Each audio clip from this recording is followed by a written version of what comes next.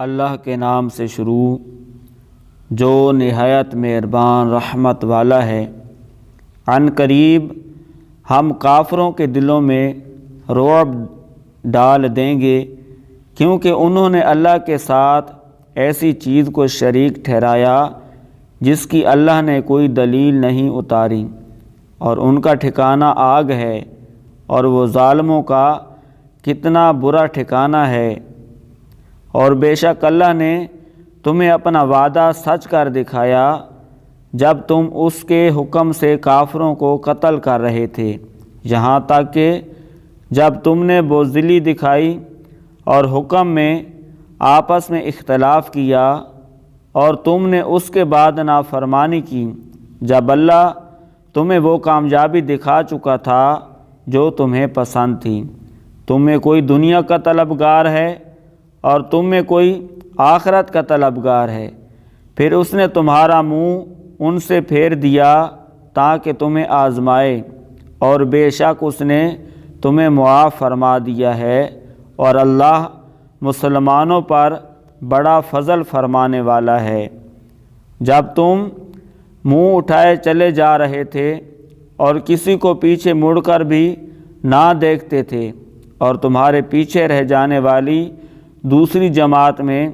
ہمارے رسول تمہیں پکار رہے تھے، تو اللہ نے تمہیں غم کے بدلے غم دیا اور معافی اس لیے سنا دی تاکہ جو تمہارے ہاتھوں سے نکل گیا نہ تو اس پر غم کرو اور نہ ہی اس تکلیف پر جو تمہیں پہنچی ہے، اور اللہ تمہارے اعمال سے خبردار ہے۔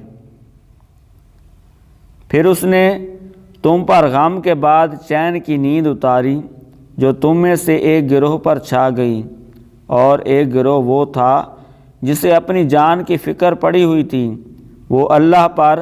ناحق گمان کرتے تھے، جہالیت کے گمان۔ وہ کہہ رہے تھے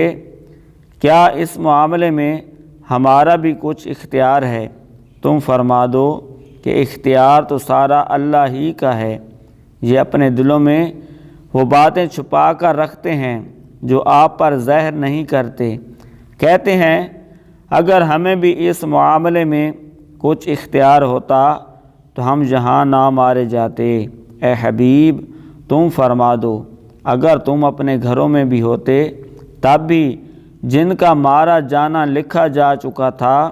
وہ اپنی قتل گاہوں کی طرف نکل کر آ جاتے، اور اس لیے ہوا کہ اللہ تمہارے دلوں کی بات آزمائے، اور جو کچھ تمہارے دلوں میں پوشیدہ ہے اسے کھول کر رکھ دے، اور اللہ دلوں کی بات جانتا ہے۔ بے شک تم میں سے وہ لوگ جو اس دن بھاگ گئے جس دن دونوں فوجوں کا مقابلہ ہوا، انہیں شیطان ہی نے ان کے بعض اعمال کی وجہ سے لغزش میں مبتلا کیا،